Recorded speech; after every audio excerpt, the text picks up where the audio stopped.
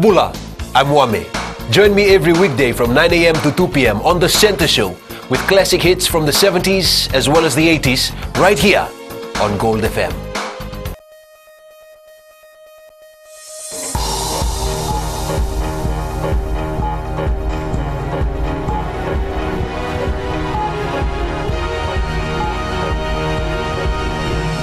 Tonight, HFC receives license to operate Fiji's first local bank. We will remember them. Fiji commemorates Remembrance Day. And Fiji's dairy industry lacks good pastures.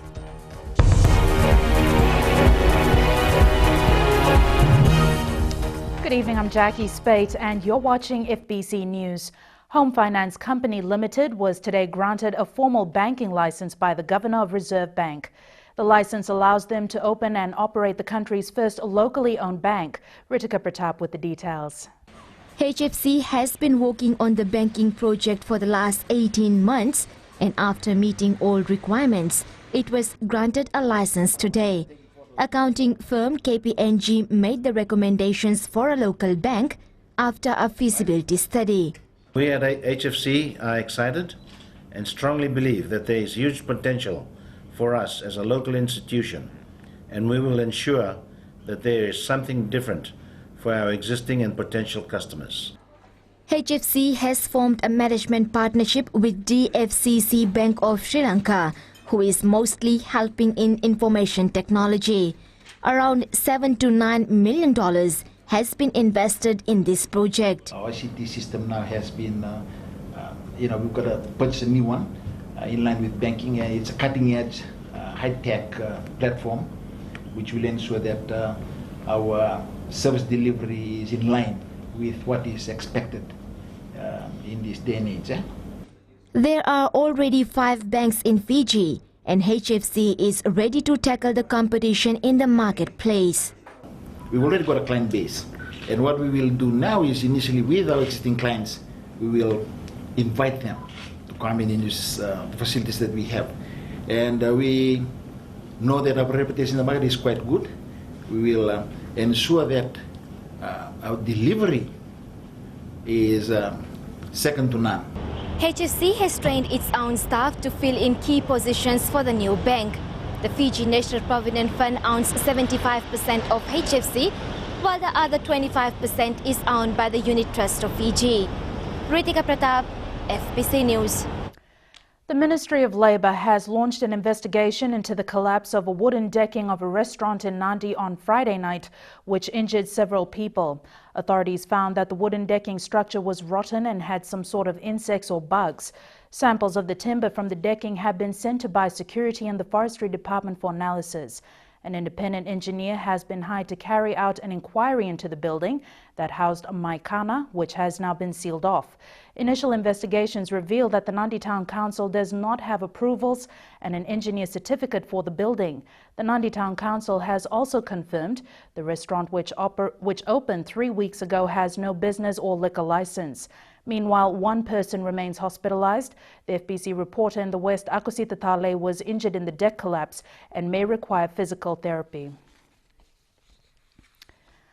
2 minutes of silence was observed at exactly 11 minutes past 11 o'clock this morning at the War Memorial Site in Asese, Suva, in honor of those servicemen who passed away while on duty. Remembrance Day today drew together returned soldiers and ex-servicemen to pay tribute to their fallen comrades. Apisolome Doka has more. It all began with a dawn service at the military cemetery in Suva. The fallen are remembered, and the living thanked for their service to the country. We are reminded that they will never be forgotten. Close family and comrades of the fallen then converged at the War Memorial Site to observe silence at the 11th minute of the 11th hour, which marks the end of hostilities from World War II. For the handful of servicemen who were part of the war, it was a solemn occasion. It is so sad for me not to see any of my fellow comrades that we went to war together. I fought in the Solomons. I was scout number 2 when we set an ambush for the Japanese. Our platoon spent New Year's in the Solomons in 1944. People were celebrating back at home. We were getting closer to the Japanese at that time. I'm so happy for government in remembering those that I fought with. Brother Sukuna came to Kandavu looking for those to join the army. I was one of them. I went to the Solomon as a Navy. We took the second batch, but I fought in Malaya. Today is always a sad day for us to remember the days that we fought for our country. Among the crowd were also young people, many of whom were honoring their great-grandfathers they never knew or met. Then the trumpeters sounded the last post, the signal of the end of the military day and life. This was followed by reveille, the wake-up call, for the fallen live on, never to be forgotten, as long as Remembrance Day is observed. Finally, the wreaths were laid, led by the President and followed by ministers, diplomats, armed forces personnel, and the local Return Service Association in memory of those who gave their lives for country and men. Apisalome Doka, FBC News. About 3,000 people living in 4 settlements in Ba have been cautioned about their water supply after authorities found it to be contaminated and may be the source of a major outbreak of disease. Chairman of the Ba Advisory Council, V. Ampile, told FBC News blood tests conducted on about 100 residents confirmed cases of leptospirosis and hepatitis A. District Planning Officer Western Luke Morevalu has also confirmed the cases, saying his office stepped in as people's lives are at stake. Residents of Vatusui, Nukuloa Back Road, parts of Mbalivutu, Nadavi and Moto were being supplied water from a privately owned source. The Water Authority has stepped in and is now supplying water to the residents. Morevalu says the ministry, with the assistance of the Red Cross, is conducting awareness in the affected settlements. Fiji's dairy industry lacks good pastures. Because of that, many bigger farms are forced to depend on supplementary feeds. As Ritika Pratap reports, this is expensive, but it's a cost that has to be borne if we are to increase milk production. Almost 40% of land in the dairy industry doesn't have properly developed pastures that help produce more milk. Pasture like Citeria, signal grass and Coronivia, these are all milk producing species. But unfortunate part is that most of our dairy farms are on natural vegetation, and which means the cows, when they graze, do not take 100% of the required nutrients in that. Sachidanand says this has led to an increase in the production cost since farmers have to pay more for supplementary feed. In the last couple of years has gone up almost by 90%, and so has the protein supplements, which is the copra. It has also gone up by almost 90% in the last couple of years. So that's why the farmers are now asking for an increase in price. Nand adds that bulk buying of milk mix does to some extent lessen the cost. Fiji Cooperative Dairy Company Limited is also importing palm kernel from the Solomon Islands because the supply of copra from Savu has been inconsistent. The acceptability amongst the farmers have been good. They are now seeing the benefit of using palm kernel also. So we have already gone through 3 containers of palm kernel this week. Another 4 containers are arriving. Apart from selling supplementary feeds, FCDCL is also giving free pasture seeds to farmers. Ritika Pratap, FBC News. Coming up after the break, investors told to have confidence in economy.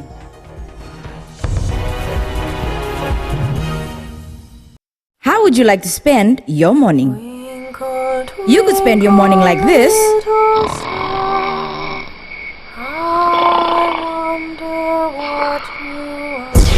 Or you could spend it like this.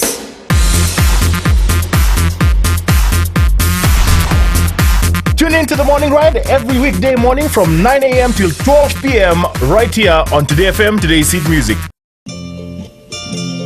Nisambulo binaka oya wone kamanalangi oni nandorungo diao mena diwa kina rua na bisinga mena moniti kina bagarumbu kana Radio Fiji wana ndoma ibiti bongani bianyano nama katalengana bengo na sasibiani na tinna kaloko na bembongi ni bukilulu kena bima mani walu na bembongi ni bakarowai mena mbuza ni balu ninge namaka.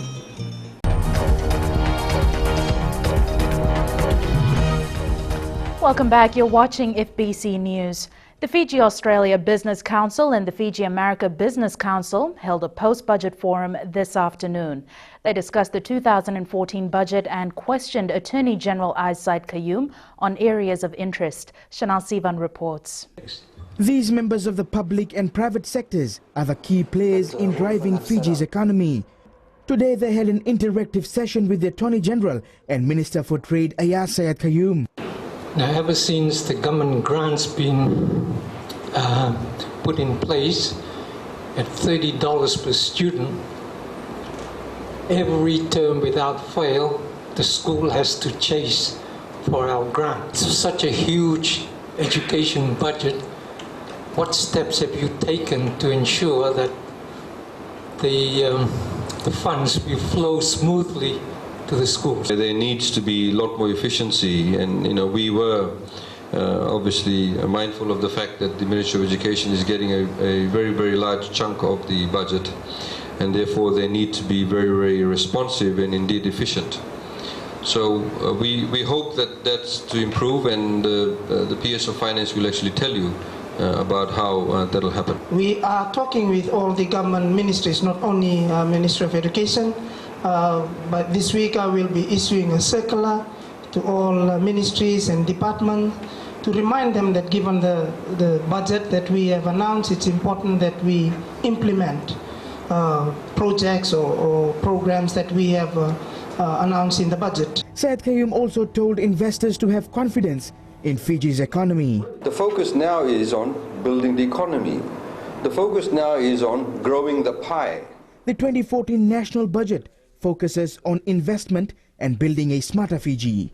Chanel Shivan, FBC News. Young married couples who own a piece of land and want to build a home now have an opportunity to pursue their dream further. Fiscal duty on prefabricated family homes has been reduced from 32% to 3%, effective from next year, as announced in the 2014 national budget. The reduction, according to the Fiji Revenue and Customs Authority, is significant. Another positive move from government to assist housing. The target from government to encourage everyone to have their own house.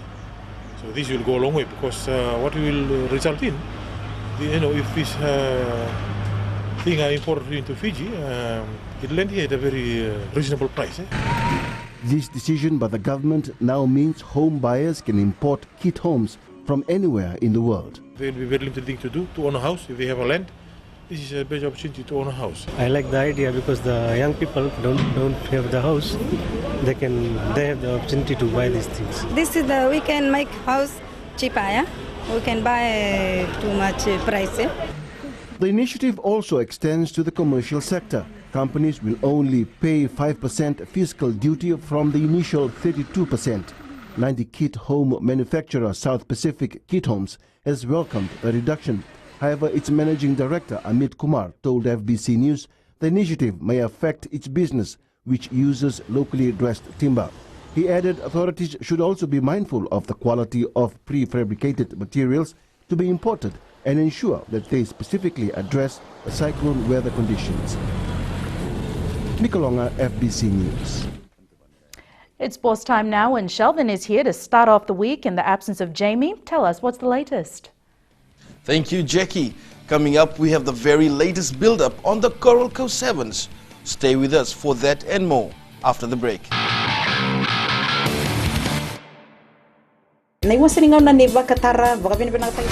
Bola, oya wasala bilawa. Do pata kia umena diwa kina tini karona kaloko na single boni moniti kina vagarumbuka. Kako ni valata na no musini sari na kaisa muriendo loloma leone vani ni nau omgori ke de mena diwa kina tini karona kaloko na single boni moniti kina vagarumbuka na Bula FM number 2 en sere.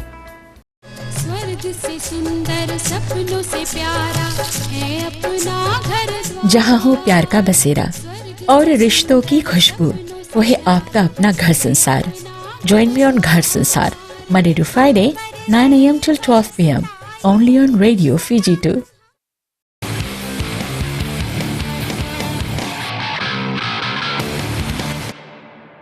Welcome back. The Red Rock Rugby Sevens team are going into Thursday's Bailey's Coral Coast Sevens as the top seeds, and they want to come out of it as the top team.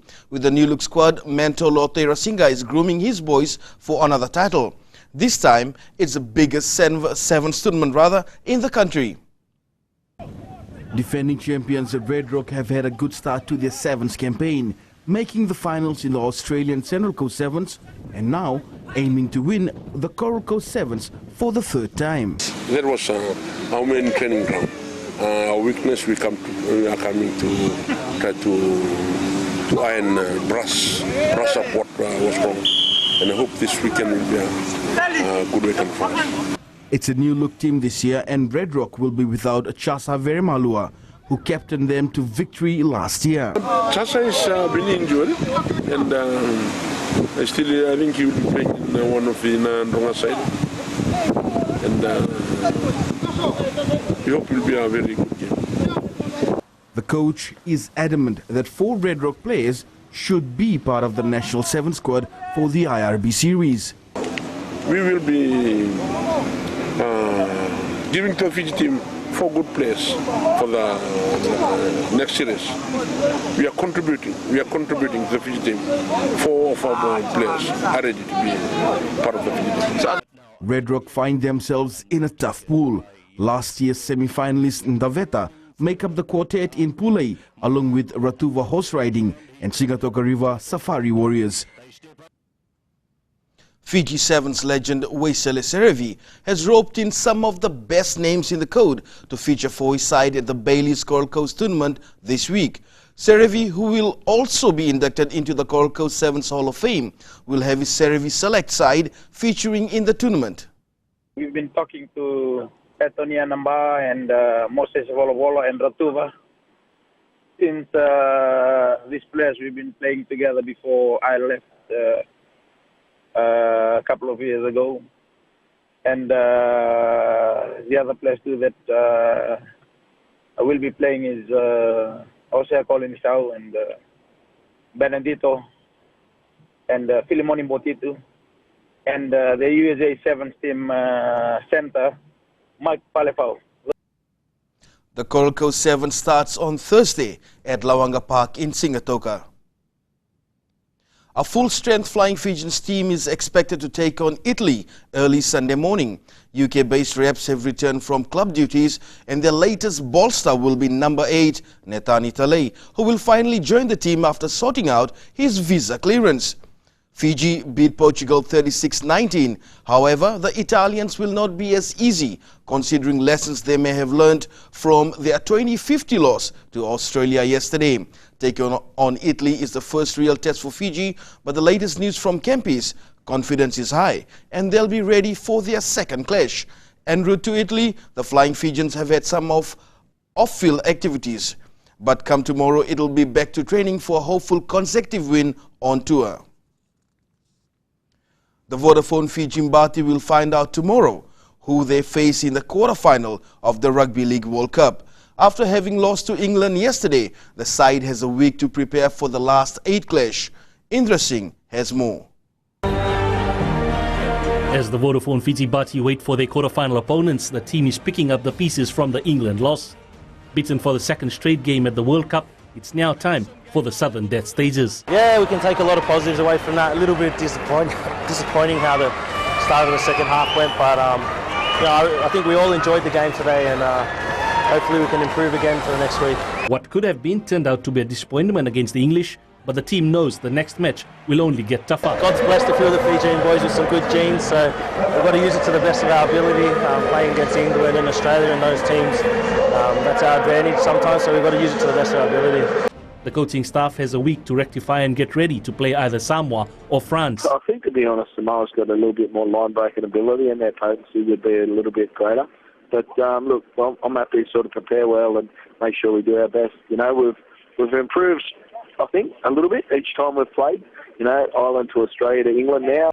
It will be down to all or nothing come Monday as the side tries to better its 2008 outing. All the team can ask for is a step up like no other, and then they can say, bring it on, as that echoes on for the next week. Indra Singh, FBC Sports. The Fiji National Sports Commission hopes to start work on the National Sports Academy by mid-next year. According to the Commission, the Academy is the only way forward if Fiji is to compete on a level playing field with top sporting nations. The Sports Commission was the idea mooted in 1995, and it took over 15 years to take shape. Now there's a view that there is a serious need for an academy, and the time is right. We have to have an area where we can, we know an athlete can do very, very well, but now there is a whole lot of testing equipment that we can have in play to check on how they're actually doing. We're planning on putting together sports labs and sports technical areas. The Commission's outreach program has been able to identify talent, which can only get better if provided proper guidance. We aim to bring people to the academy and look after a little bit of pocket money a week, their coaching, their schooling, their school fees, and making them very special, but giving them the best. There has also been interest shown from abroad to help with the sports academy. We will be looking for assistance, and it has been offered from the National Sports Commission in Australia, the Australian Sports Commission, who run a very successful academy. Singapore has offered us assistance. Cuba has offered us assistance. With the sports academy on the drawing board and possibly ready for establishment next year, the Commission is now looking to introduce handball as a sport by the end of the year. That was your Monday evening sports. Let's join Jackie for business.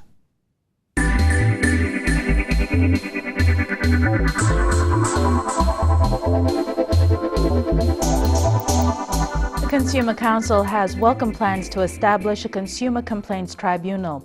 Council CEO Pramila Kumar says the tribunal aims to give consumers a clear, simple and more flexible redress system. Plans to establish the tribunal were announced in the 2014 national budget. Kumar says the proposed tribunal is expected to fix the cracks that exist in the current marketplace.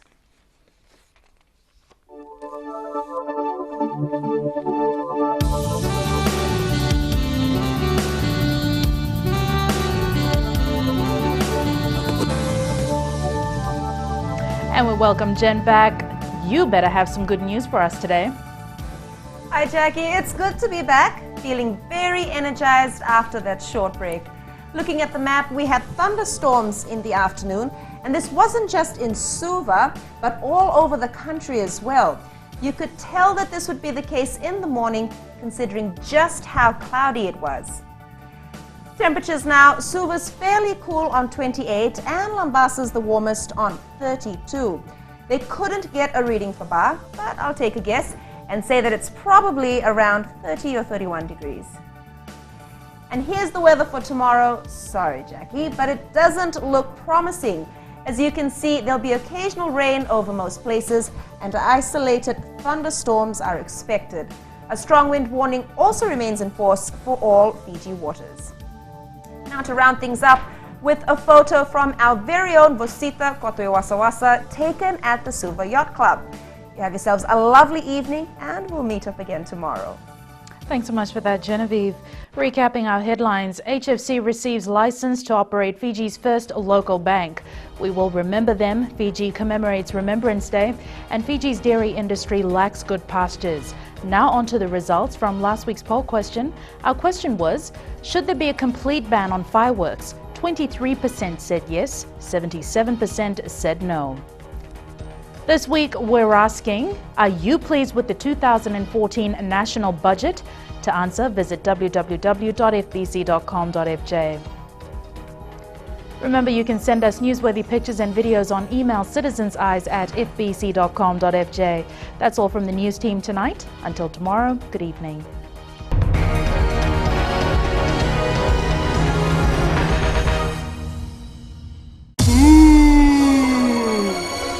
आपकी शादी होने वाली है, 5 बच्चे होंगे। 5